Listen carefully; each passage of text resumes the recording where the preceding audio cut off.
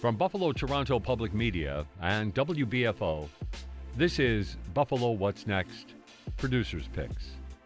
Highlights from our daily program on race, segregation, and our shared humanity. Today, a special program. Rather than bringing you a replay of several interviews, we instead have an extended segment with the people behind a story about the Seneca Nation and the sacrifice that was thrust upon them when the U.S. government flooded their land and created the Kinzua Dam.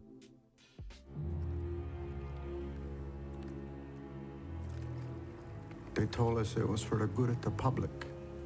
We know now that that wasn't it. Indian removal is one of these horrible euphemisms for ethnic cleansing. Try to eradicate people and move them to someplace else. You don't kill them all, but you do get rid of them. We were an ancient people in a modern world in the eyes of the people who were trying to get us out of the way. Soon the rising waters of the Allegheny River, impounded by earth and concrete, will attend the birth of a major lake and toll the death knell for a valley.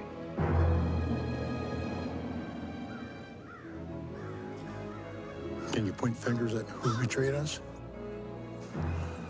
We'd have to have 1,000 hands to point at the ones who betrayed us.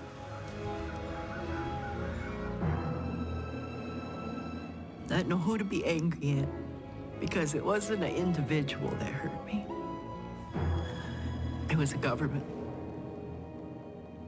That's the opening to the public television documentary Lake of Betrayal, which tells the story of the Kinzua Dam on the Allegheny River and its impact on the Seneca people.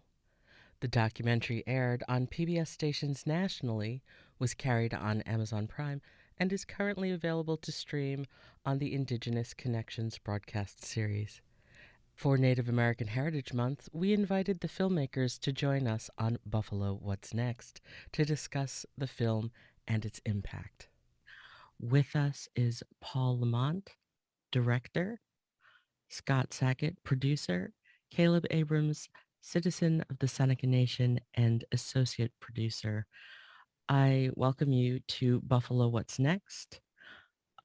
Tell me about your experiences in terms of doing the research first for the documentary. This is Paul, and it's great to be on this program. Thanks for having us. Research, we approached Vision Maker Media, who funds, it's a group that funds Indigenous stories and Native filmmakers. So we approached them about getting a research and development grant for the film. And it was a 6-month process for us to do the research on the program, which really entailed doing a lot of pre-interviews with people from the Seneca Nation who experienced the displacement and the removal from their homelands, from their territory. And so we did a number of pre-interviews, talked with people, tried to learn the story from the inside out, because that was the most important thing. Being non-native, was it really our story to tell? Right. And we wanted to make sure that we got the story right. We wanted to tell it, as I said, from the inside out.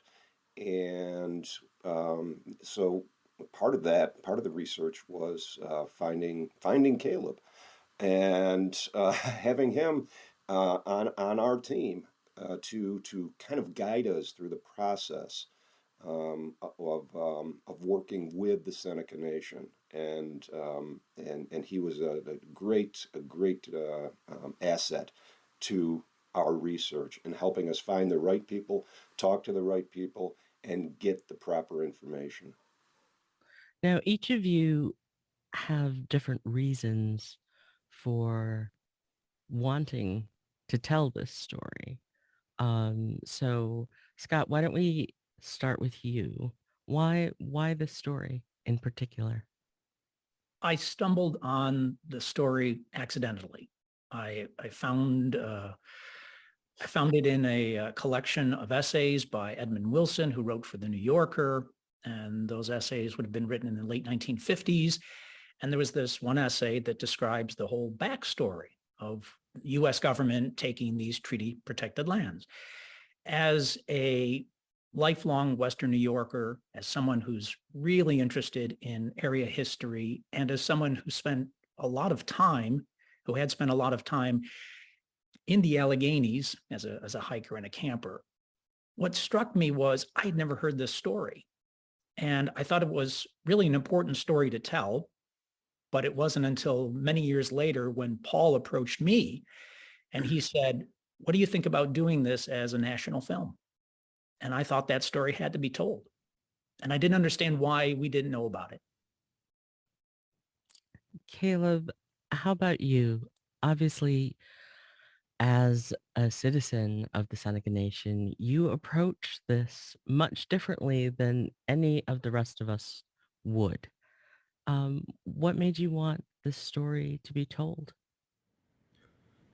Well, my father was among those Senecas that were forcibly relocated, as well as my grandparents, my uncles, a lot of my extended family were among those 600 plus Senecas. And I grew up hearing this story from the time that I can remember. It was something that I just have been aware of as long as I can recall. And it wasn't until I went away to college. I first went to Jamestown Community College, about 15 minutes from the reservation, from the territory boundary. And I was just blown away by the ignorance of my classmates, and frankly, some of the instructors as well. I couldn't kind of wrap my head around how little people knew about Native people, let alone the Seneca Nation, who, as I said, was 15 miles away. What type of things were you hearing from them?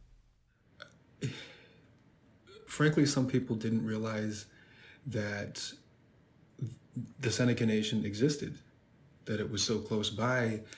When they found out that I was Native, that I was Seneca, some people were expecting me to be wearing a breechcloth or feathers to class. They couldn't believe that I drive a Prius, and so it was during that first year of undergrad that I decided to produce this student film called Remembering the Removal, and it was sort of in response to some of those conversations that I'd been having. And I was really ill-equipped to speak to that. I didn't really know how to hold space or how to educate people. And so I guess I thought that this film course that I was taking would be an opportunity to, tell some of this story, some of this history, and package it in a digestible way. And it was through that film later that I produced that in 2010. In 2013 is when Paul and Scott found me. So, the desire to see this larger film produced, I think, was still born out of that desire to have this story shared. At first just with my classmates, but when the opportunity to take it national came along, I jumped at it. I thought, what an incredible opportunity to get the story out. And Paul, how about you? I came to the story about 2 decades ago. I was working on another PBS film. I was hired to work on a film that dealt with another issue with the Seneca Nation. And one of the interviews, someone was talking about Kinzua Dam and the dislocation and the taking of the native lands and the treaty protected lands. And that was just a very, very short piece within an hour-long film. And I thought, boy, I never heard of this. And I don't live that far away from Allegheny. I've never heard of it. And I was really, really just kind of aghast that something like this had happened. And so I thought, this deserves more than 2 or 3 minutes as a segment of another film. It deserves a treatment on its own. So I just kind of kept that idea in my head. This is going back to 1989, 1990. And around 2001, 2002, I revisited the story, but the timing just wasn't right for me. And so then, after that, I had to flash forward to 2013, 2014. I was reading in the paper that the 50th year of removal was coming up, the remembrance. And I thought, well, maybe the time is right in 2015 to go back and look at the story and really pursue it hotly. So that's when I reached out to Scott and talked to him about it. And we both agreed, this story has to go national. We have to tell it. And so we pursued it, and that's when we approached Vision Maker Media for the research and development funding. Now, Caleb, you were talking about being able to hold space. First, talk to me about the challenges you faced, or you face continually, deciding to be an educator for your people. I mean, can be an exhaustive thing to do. So talk to me a little bit about that first. That's a good question. I think with time, I've become a bit more selective in what battles I choose to fight, or what arguments I'm willing to have, or even what sort of, talk I'm willing to tolerate. But I think that comes with practice, that comes with age, and that comes with experience. And like I said earlier, when I was an 18-year-old, 17-year-old freshman, I really, growing up on territory, and Salamanca is such a unique city in that it leases land from the Seneca Nation. So even the non-Senecas that I grew up with still have a level of familiarity and exposure. And so I was completely ill-equipped to try to have these conversations. And I was a shy kid too. I didn't. But or sometimes something would happen in a class, people would say things disparaging or incorrect, and I didn't know how to speak up about it. And I think with time, I've come to understand that part of what I was doing in producing, student films and documentary films was trying to craft an experience or a lesson or, a bit of story package it in a way that I thought people might be able to digest or receive well. But I think to speak more to your question, I think it's about out the gate being able to frame conversations on my terms, and not while it's always important, I think, to have a mind for your audience, we can't bend to their limited understanding. It's important to set the terms of that conversation and create the proper context for them so that they, as best you can, to help them keep up with what you're about to, what lesson you're about to take them on. It's a great question. I could probably talk about that for a long time, but I think I'll leave it at that for now. Does this film hold space? I'll open that to anyone who wants to answer. Briefly, I would say yes. I think it does.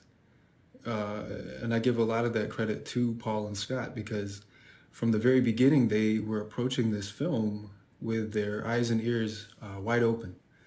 Paul mentioned wanting to tell the story from the inside out, and I think that's exactly what we tried to do. And they were very willing to center and amplify those voices that knew the story, that lived the story, and could tell the story like no one else.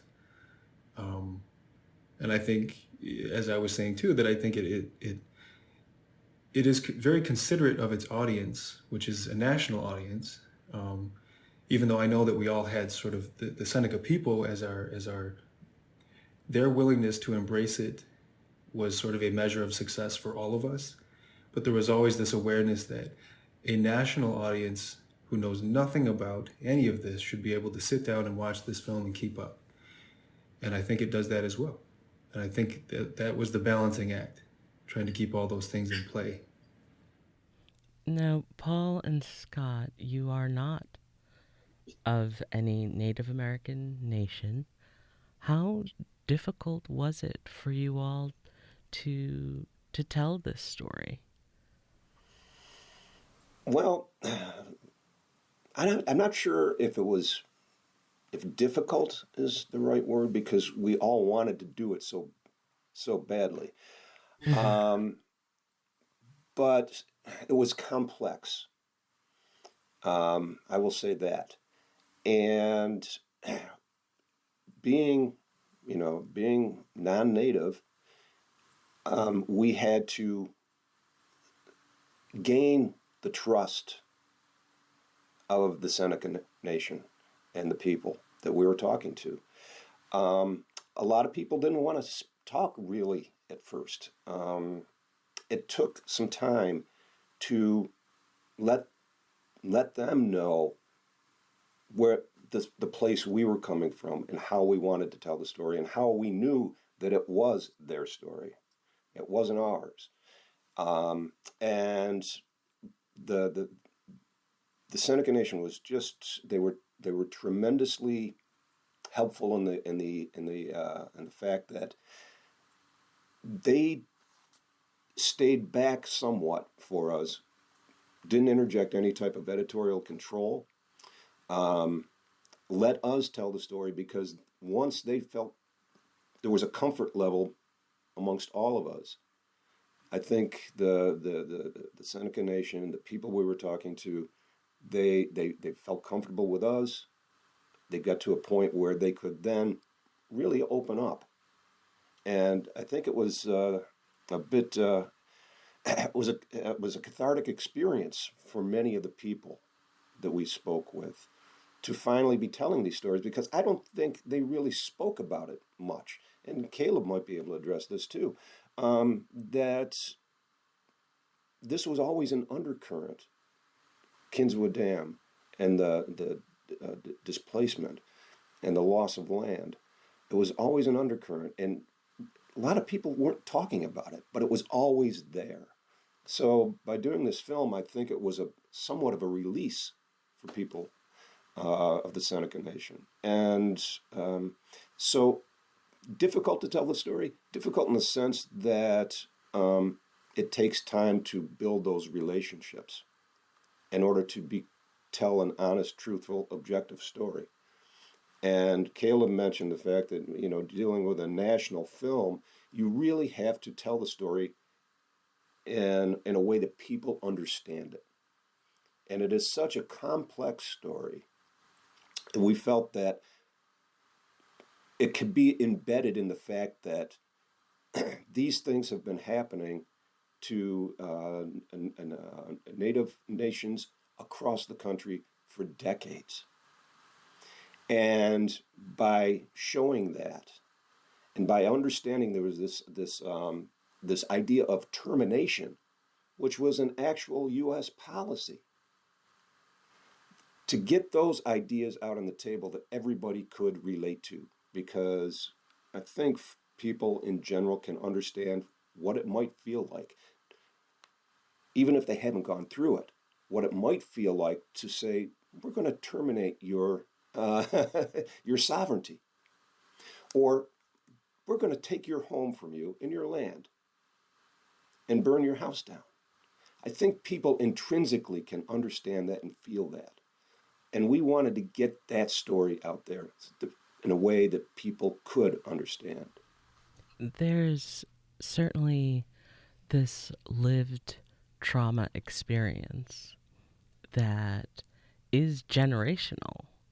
I mean, that trauma is passed down to, through generations. We've seen that in other demographics that have experienced trauma. How does the act of storytelling lead someone to catharsis? Scott? I don't know if I can answer that. That is very difficult. What I discovered in the process was the answer to my question, I think, why this story wasn't told, why we didn't know about this story. I was looking at it from, a legal standpoint, a standpoint about the earth, a standpoint about the Seneca people. And when Paul and I got deeper into it, of course, Caleb knew the story, then we realized just how painful it was, and the pain 50 years on. And the people to whom we spoke would still break out and cry over what happened. It was a traumatic experience. Didn't know that going in. And I'm so grateful we had Caleb there to help us, because it was very, very difficult. And Caleb is the one that said that later on, that the people who did open up to us felt that catharsis, that they were holding it in, they didn't want to share. I'll just relate one story, and Paul and Caleb have heard me say this before. Paul and I were there. We went to a Remember the Removal event that they hold every year at the end of September. And this was just after the film came out. And there was this young Seneca man, probably in his 20s. And he came up to Paul and to me, and he was just so full of emotion. He came up and he shook our hands and he said, thank you for telling the story.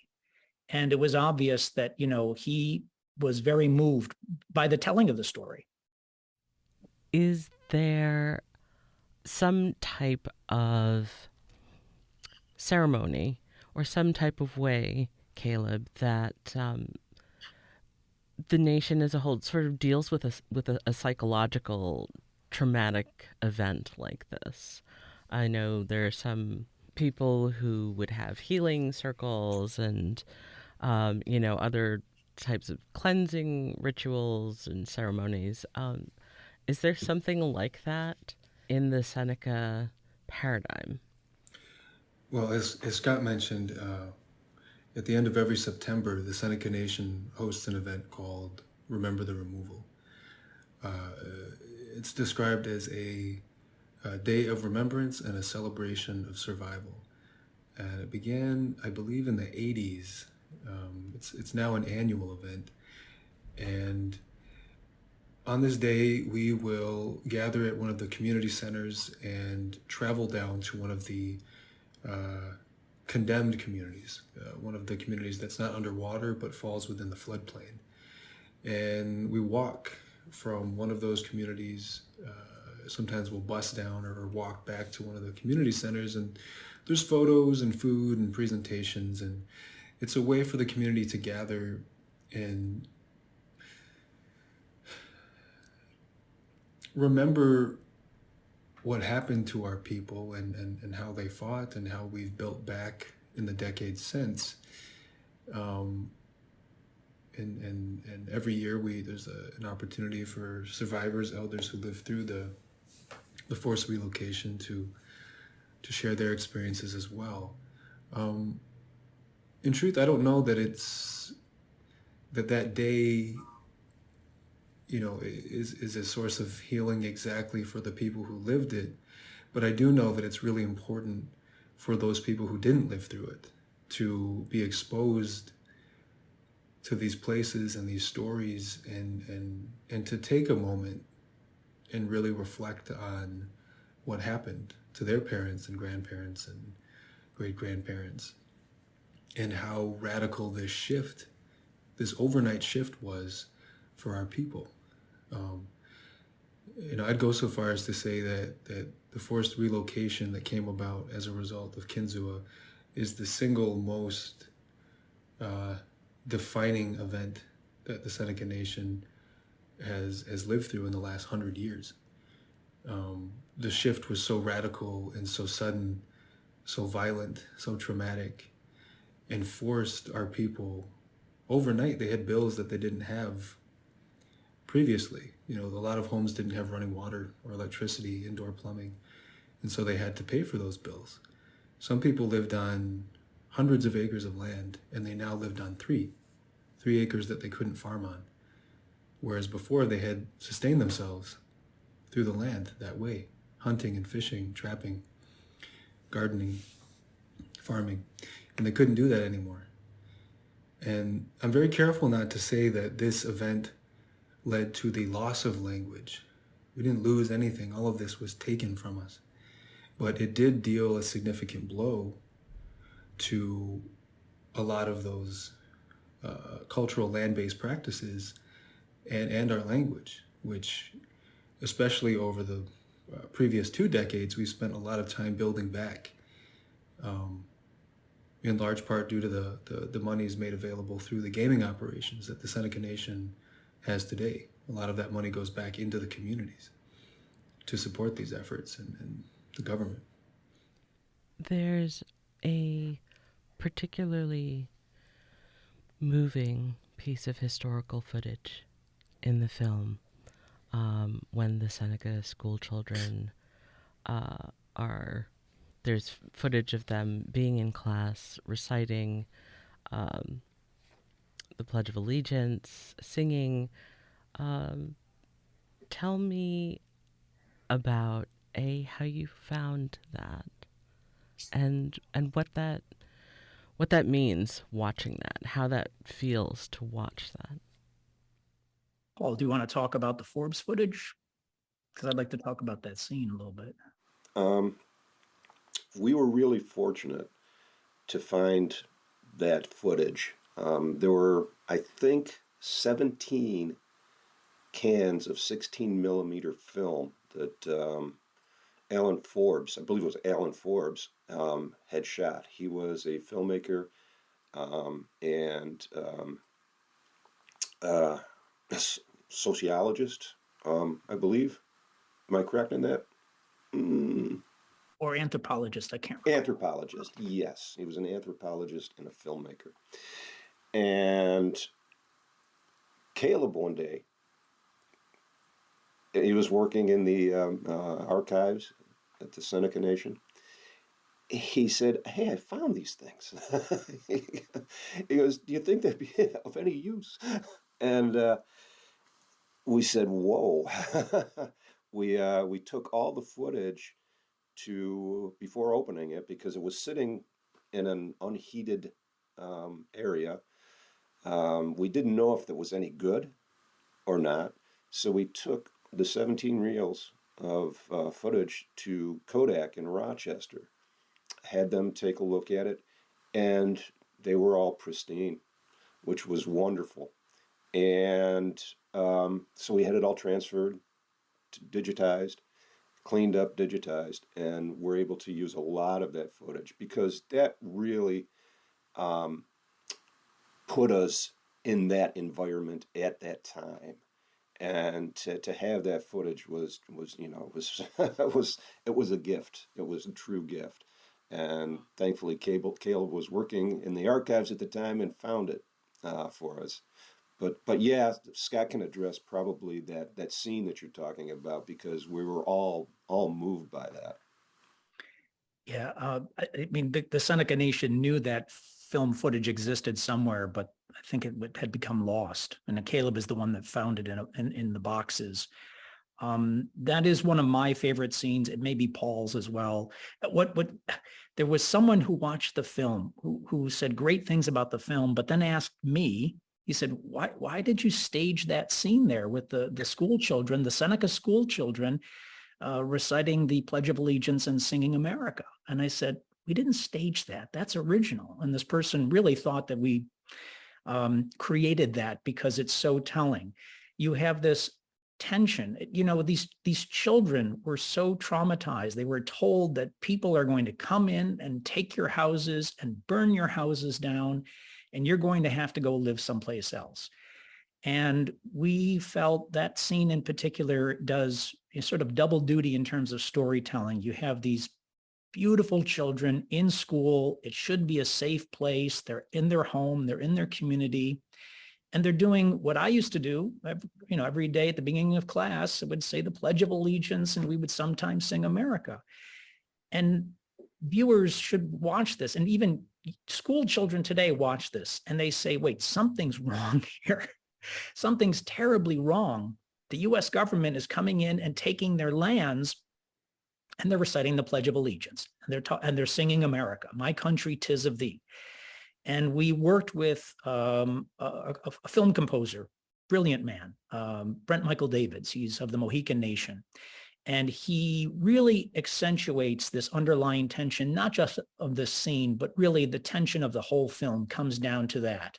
When the U.S. government breaks a treaty, breaks a sacred promise, and affects these young, beautiful children. And you feel that tension in his music. Something is really terribly wrong here. Again, it's one of my favorite scenes. And, we've shown this film in many venues, many university and colleges, but we've also shown it in high schools as well. And students pick up on this, right? It's pretty obvious. At the time, however, Congress's decision was based on a policy known as termination that sought to eliminate all tribal sovereignty. Between 1945 and 1960, 113 tribes were terminated and nearly 1.4 million acres of land was taken. And they wanted to wash their hands of us and be done with us. They didn't want no more Indian law. They didn't want special programs for Indians. So that was the value in the 50s and 60s. Just wanted us to disappear. They wanted us to just go away, just melt in. Just, what's wrong with you?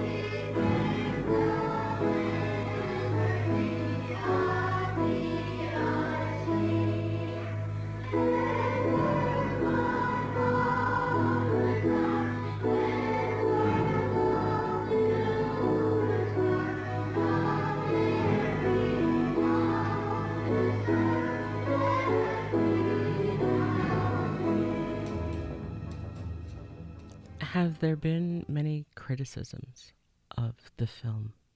I mean, generally speaking, you can't please everyone all of the time, certainly. But a film that really pits the Seneca Nation against sort of this large conglomerate that is Pittsburgh, and what they're wanting to do, you're going to have people who will feel pretty strongly on both sides. So how has the film been received, and has there been criticism? The film's been really well received. And I was actually, to be honest with you, quite surprised how Pittsburgh embraced the film. It's been shown, Pittsburgh has, we were interviewed for a Pittsburgh station. They've shown the film numerous times. We did a presentation in Pittsburgh. So they really embraced it, which surprised me. I did have one time we were doing a screening at Syracuse University, and a woman came up and said that we weren't brutal enough in telling the story. We should have gone on, I guess, more in depth in her way of thinking, into just show more of the fires, show more of the taking of the land, just get our fingers in deeper and dig deeper on it. But there's a very fine line when you're telling a story of going too far. You want to take your viewers to a certain point where they understand and can feel. But if you start piling on, then you've gone too far. So there's a very fine line. But she was I'm not sure if she was from the Seneca Nation or not. I don't recall. She was indigenous, but she just felt we needed to hit harder. And that's really been the only criticism that I have heard from the film. There were some people who felt that we should not have put in the segment on Corydon in the film, the white community that lost, and there were several white communities and towns that were taken as a result of Kinzua. But we felt that it was part of the whole story. And there were some that said, well, it shouldn't be there because this is a Seneca story. But it's a human story as well.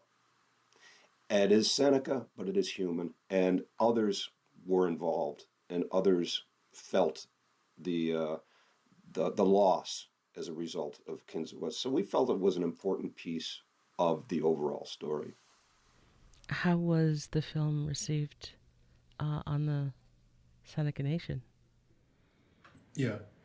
So, I mean, I was, from the time I signed on to the project in 2013 until the film finally premiered in 2017, 4 years later, I was kind of holding my breath.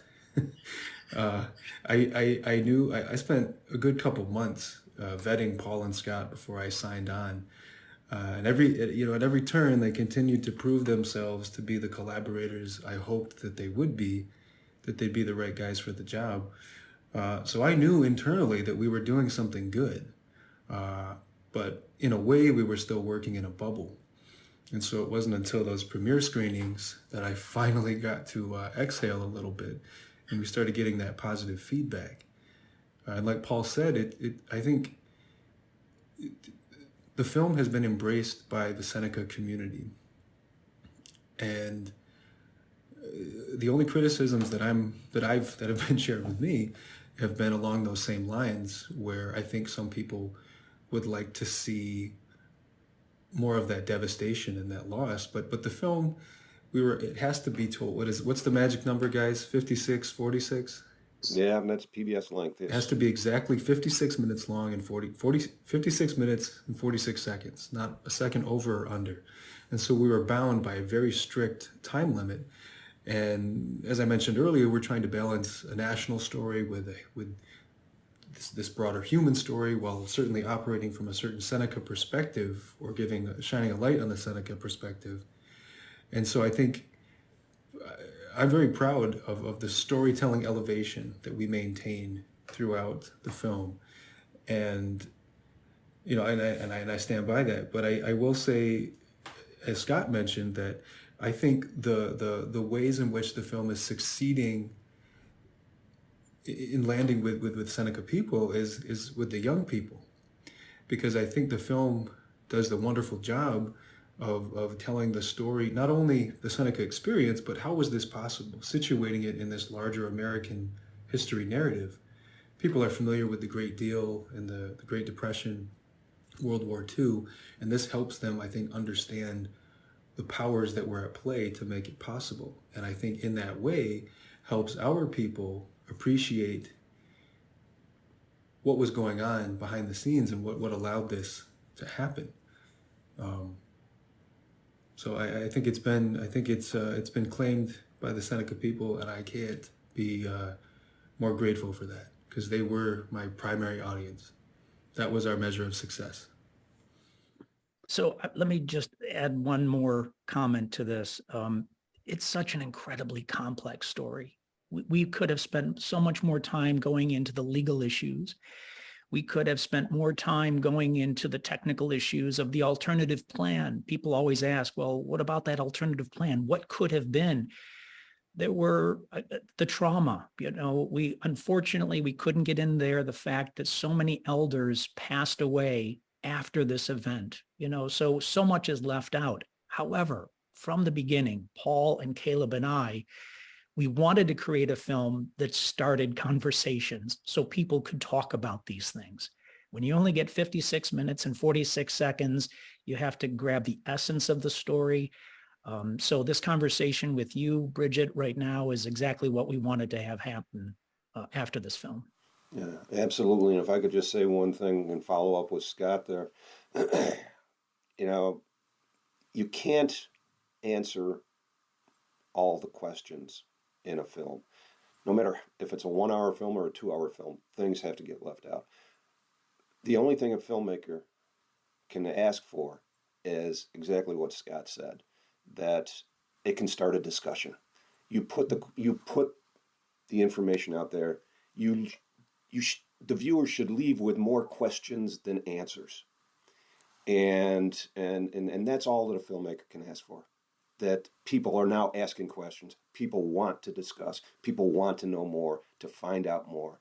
We want people to go to Google and search and learn for themselves. So that's all you can ask for as a filmmaker.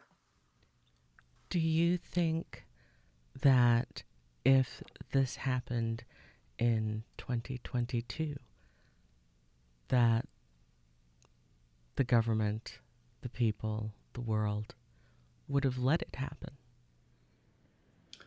I would say absolutely. I'm disappointed to say that I think this is just as possible today as it was almost 60 years ago, as it was 100 years ago, 250 years ago, 500 years ago, because this continues to happen and is happening as we speak to Native people around the world. I like to think that perhaps the theft would be more visible, but I think it's every bit as possible as it was 60 years ago.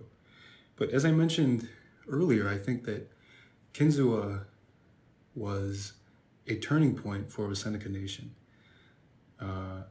in so many ways. And we are where we are today is born out of that crisis, of that instinct for survival, of that we've become much more aggressive in our efforts to protect our sovereignty, our land base, our culture, our language, our ways of life.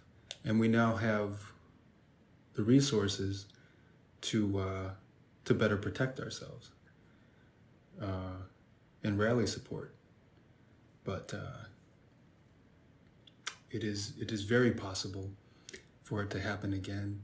And I suppose that's part of your first question about why we each wanted to tell this film. And I suppose that was part of my motivation, was to get this story out there, to make sure that people know what happened to their neighbors in their backyard, maybe across the country, depending on where you watch this film. But people should know what happened. Paul, Scott, how about you? Do you think that this could happen now, today, tomorrow? I think Caleb said it perfectly. Yes, I do think, unfortunately, that it could happen.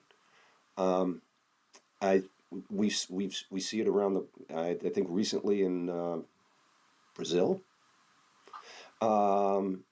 Indigenous peoples moved off the land for a dam, one of the largest dams in that country. So yes, it could very easily happen, and it's an unfortunate situation that we allow that to happen. But yeah, absolutely. What I would like to see as a teacher, I teach at the college level, but I think we really need to look at the curricula in the lower grades. I don't believe the histories of the United States and the Native nations is well covered. And when you have a voting population that is ignorant of the histories, that is at the root of the problem.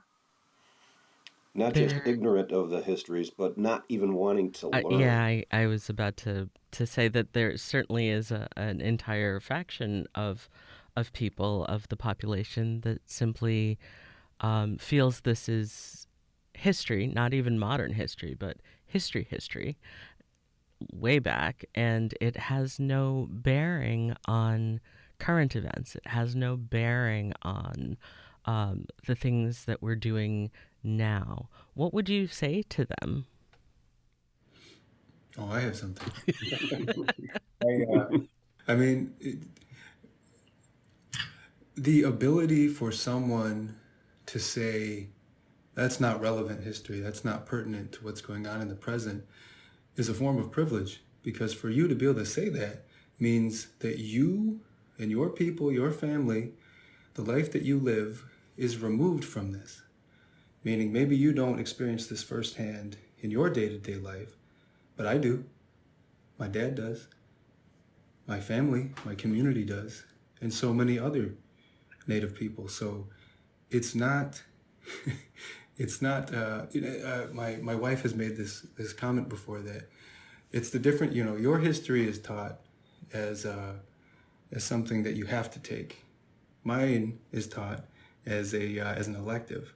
And I think that's that discrepancy there, where history is a shared story of what happened in the past and how we got to the present. And to pick and choose parts of it is to not tell a complete story. And I hesitate to draw those lines between Native history, American history, white history, because they're story elements then. It's not the whole picture. You need all of it to understand the story. Tell me how the Lake of Betrayal can become a celebration of survival. Well, I think we tried to bring that out in the film. And because I think, as Caleb said earlier, it was really a turning point in the Seneca Nation. It forced them in a way, I don't want to say, maybe forced isn't the right word, but it allowed them to really look at their sovereignty and hang on to their sovereignty and realize that they were not going to allow anything like that to happen again in the nation. And we tried to bring that out at the end of the film. This is a story of survival. This is a story of moving forward, understanding the past, but moving forward from it and becoming a stronger nation as a result of that. Is there celebration to be had for the Seneca Nation at this point, or not yet? Are we still waiting for the transformation to be complete into not necessarily where you were before, but that idealized thing that you would like to become now? Caleb, that one's for you. Well, I suppose there's things to celebrate today. The Seneca leadership of the day fought to ensure that we would retain title to those lands that were flooded by the reservoir. So we didn't forfeit the land. It's not gone. We still possess the title to it, which is significant. We struck what's known as a flowage easement. There's an agreement that the water will be allowed to flow over those lands. And I think that's something worth celebrating, recognizing, and commending the leadership of the day for fighting for that. And I think that, as I alluded to earlier, that the nation today, we were set on a path of sorts following the forced relocation as a result of Kinzua that brought us to where we are today. And I'm very careful about how I talk about this, because I don't in any way mean to suggest that this is a silver lining of sorts. But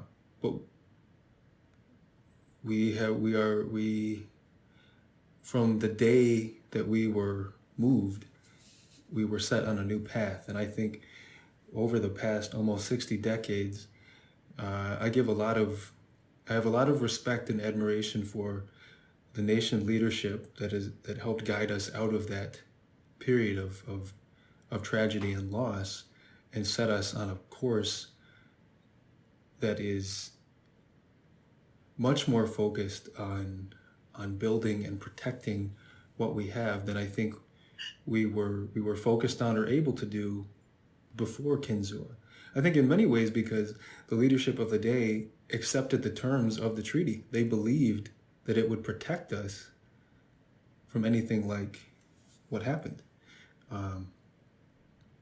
And I think it was a turning point, it was a wake-up call, and it has been a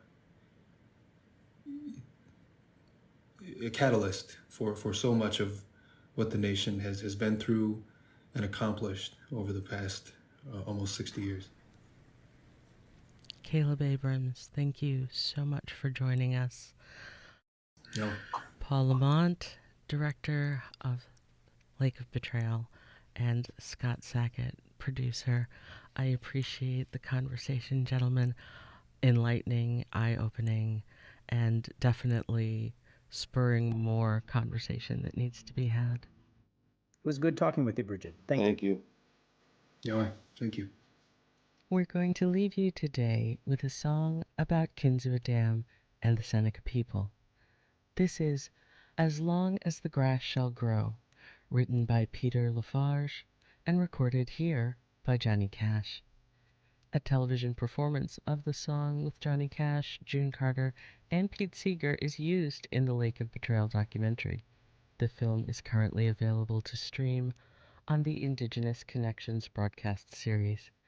We will have that link for you on our website, WBFO.org.